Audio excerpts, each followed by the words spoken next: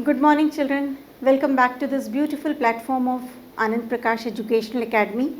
I'm Chanda Bansal, Director of Anand Prakash Educational Academy, and for the last 13 years, we have been giving coaching for JEE as well as NEET with all wonderful results. And children, 11th, you need to concentrate more. बहुत focused रहने की ज़रूरत है and automatically things will become very simple and very easy and amazingly interesting. So we are going to make things very easy for you. You just need to obey and follow all the guidelines which is framed by us, the complete program for you. So whatever questions are given, that is to be solved, attend the video lectures, attend all the live classes, attend the physical classes, give all the tests. You know, the more the questions you solve, the better your concept will be. So, understanding the concept and solving the questions, that is the key to success. So, हमने बहुत ही interesting chapter start किया है, that is atomic structure. उसमें quantum numbers हमने किए थे last class में, और क्वांटम नंबर से एसोसिएटेड क्वेश्चंस आप तभी सॉल्व कर पाओगे जब इलेक्ट्रॉनिक कॉन्फ़िगरेशन समझ में आएगी. So today we are going to take up electronic configuration. और जैसे भी ये diagram that is based on of-balls energy level diagram, तो आप ये डायग्राम बहुत नीटली अपनी कॉपी में बनाओगे.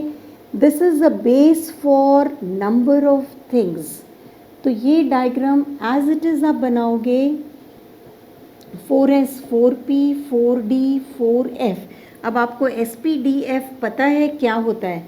सो it is 5S 5P 5D 5F 6S 6P 6D and then it is 7S 7P. ये डायग्राम पूरा एज इट इज़ जैसे बोर्ड पे बना हुआ है वैसे ही आप बनाओगे. And this is the energy level diagram which will help you in solving questions of quantum numbers and to write the electronic configuration. ये बिल्कुल ऐसे ही आपको डायग्राम बनाना है. हमेशा इलेक्ट्रॉनिक कॉन्फ़िगरेशन सॉल्व करने के लिए रफ में आप ये वाला डायग्राम बनाओगे and then you will start solving it. इस ऑफ-बोल्स एनर्जी लेवल डायग्राम का क्या मतलब है कि electrons will be filled always from lower energy to higher energy. और एनर्जी को कैसे कैलकुलेट करते हो? N प्लस L गिव्स यू एनर्जी. ये सब क्या है? ये सब डेजिनेशंस ऑफ इलेक्ट्रॉन हैं. अगर हम 6D ले रहे हैं तो N is equal to 6, L is equal to 2. ठीक है.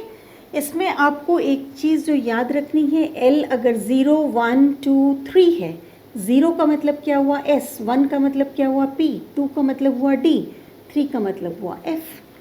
तो L की वैल्यूज़ जो एजिमुथल क्वांटम नंबर की वैल्यूज़ हैं वो आपको बहुत सारी इन्फॉर्मेशन दे रही है. ऐसे ही ये जो डेजिनेशन है 6D, इससे आपको एनर्जी के बारे में पता चलता है. तो N इज इक्वल टू 6 और L इज इक्वल टू 2, मतलब 6D की एनर्जी कितनी है? 8. सो ऑफ-बो ने क्या कहा था कि electrons will be filled always from lower energy towards higher energy. Means 1S ये हो गया 1 प्लस 0, 2S 2 प्लस 0, 2 प्लस 1, 3 प्लस 0, 3 प्लस 1, 3 प्लस 2. As it is you have to keep on calculating the energy. तो क्योंकि एनर्जी 1S की सबसे कम है तो इलेक्ट्रॉन की फिलिंग 1S से स्टार्ट हो जाएगी और यहाँ से स्टार्ट होते हुए आपको इसी डायरेक्शन में चलना है to calculate and to write the electronic configuration. Example के तौर पे हम लेते हैं, अगर किसी एलिमेंट का एटॉमिक नंबर 20 है, ये आपको पता होना चाहिए कि S की मैक्सिमम कैपेसिटी कितनी है? 2. P की कितनी है? 6. D की कितनी है? 10. F की कितनी है? 14. So based on the maximum capacity electron filling start हो जाएगी. तो let us write the configuration for atomic number 20. 20 के लिए आप यहाँ से स्टार्ट करोगे तो ये आ जाएगा 1s2 2s2 2p6 3s2 3p6 4s2। हमने कुछ नहीं किया है, सिर्फ इसी डायरेक्शन में चलते जाना है और इलेक्ट्रॉन्स की फिलिंग करते जाना है। सपोज़ यहाँ पे है 15 एटॉमिक नंबर है, तो 15 एटॉमिक नंबर के लिए भी आप यहाँ से स्टार्ट करोगे। It is 1s2 2s2 2p6 3s2। अब 3s2 तक 12 इलेक्ट्रॉन्स कंप्लीट हो गए और कितने चाहिए, 3 और चाहिए, तो इसलिए ये हो जाएगा 3p3। ये बिल्कुल सिंपल तरीके से इस डायग्राम से आप इलेक्ट्रॉनिक कॉन्फ़िगरेशंस को लिख सकते हो। अब जो क्वेश्चन आता है दैट इज़ अबाउट 24। सपोज़ आपको लिखना है 24 के लिए इलेक्ट्रॉनिक कॉन्फ़िगरेशन, तो 24 को लिखने के लिए आप क्या करोगे, यहाँ पे हो गया 4s2 के बाद आता है 3d4। इसके साथ एक स्टेटमेंट आपको याद रखनी है, वो ये है कि if you can create half filled or fully filled orbitals, then it will give more stability to that structure, to that subshell.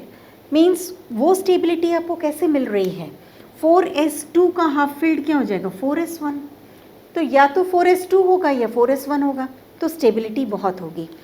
3d या तो 3d5 होगा या 3d10 होगा, इन दोनों में भी स्टेबिलिटी ज़्यादा होगी। अगर नेबरिंग शेल से एक इलेक्ट्रॉन हम शिफ्ट कर सकते हैं जिनके प्रिंसिपल क्वांटम नंबर्स डिफरेंट हैं, तो आप वो शिफ्ट करोगे, एक्साइटेड स्टेट में कॉन्फ़िगरेशन को लिखोगे, that will be the most acceptable configuration, क्योंकि वो स्टेबिलिटी बता रहा है। सो इन द सेम वे यहाँ पे जैसे 4s2 3d4 है, तो आप यहाँ से एक इलेक्ट्रॉन अगर इधर शिफ्ट करोगे तो ये क्या हो जाएगा, ये वाला हाफ फिल्ड हो जाएगा और ये भी हाफ फिल्ड हो जाएगा।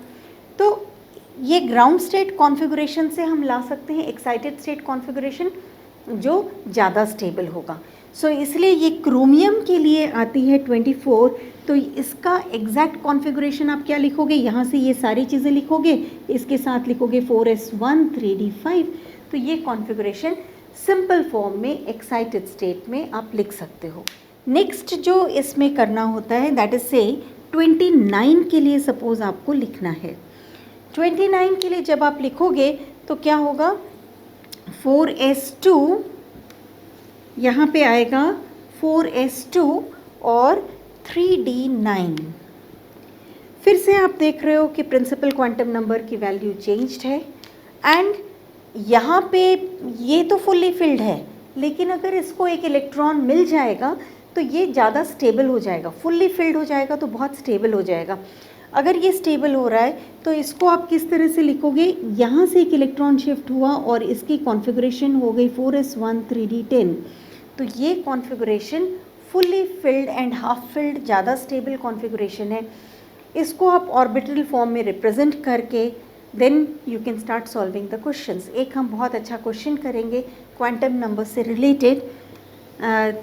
So you have to write down all the quantum numbers for say 17th electron of chlorine। अगर आपको क्वांटम नंबर्स पूरे लिखने हैं 17th इलेक्ट्रॉन ऑफ क्लोरीन के लिए आपको सारे क्वांटम नंबर्स लिखने हैं, तो उसमें आप क्या करोगे, सबसे पहले आप कॉन्फ़िगरेशन लिखो, that is 1s2 2s2 2p6 3s2 3p कितने आ जाएंगे, ये 10 12 मतलब ये 5, ये हो गए 17। अब इनको आप ऑर्बिटल फॉर्म में आप लिखो, एक एक स्क्वायर रिप्रेजेंट करेगा इस पर्टिकुलर ऑर्बिटल को। p में कितने ऑर्बिटल्स होते हैं, 3 ऑर्बिटल्स होते हैं।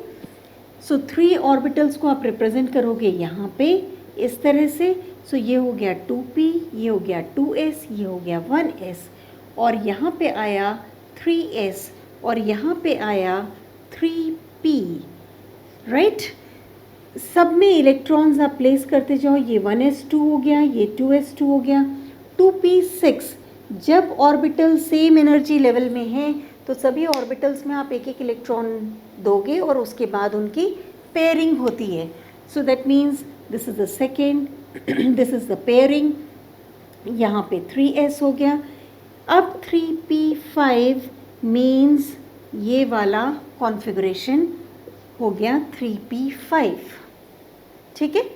सो इसमें आप जब काउंट करोगे तो ये वाला इलेक्ट्रॉन है जो 17th इलेक्ट्रॉन है। सो 3p से आपको दो क्वांटम नंबर्स मिल रहे हैं, n इज इक्वल टू 3 और l क्या है, p है, मतलब l1 हो गया। m क्या हो जाएगा, अगर ये 1 है इसकी वैल्यू आप लिखोगे -1 0 +1। ये इलेक्ट्रॉन आ रहा है +1 वाले ऑर्बिटल में, इसलिए मैग्नेटिक क्वांटम नंबर की वैल्यू हो जाएगी +1। और इस मतलब ये जो इलेक्ट्रॉन है फर्स्ट इलेक्ट्रॉन है, फर्स्ट इलेक्ट्रॉन हमेशा किस में होता है, क्लॉकवाइज स्पिन में होता है। सो ये हो जाएगा +12। So this electron will be +12, hence these will be the quantum numbers which is easily identifiable, right? इसमें बहुत सारे क्वेश्चंस आते हैं क्वांटम नंबर्स से बेस्ड, बहुत ही अच्छे क्वेश्चंस हैं which we are going to discuss in the live classes. वहाँ पे हम बहुत अच्छे अच्छे क्वेश्चंस भी करेंगे, ऐसे क्वेश्चंस एंड प्लस बहुत ही वैरायटी ऑफ क्वेश्चंस है जैसे कॉम्पिटिटिव एग्जाम्स में आते हैं, those questions we are going to discuss. So children, be with us in the live classes, watch all the videos, give all the tests that we are going to frame for you, and attend the physical classes. You will understand each and everything, and your result is going to be just excellent. So subscribe to the channel as well as press the bell icon so that we are there to help you out. Till then, thank you so much.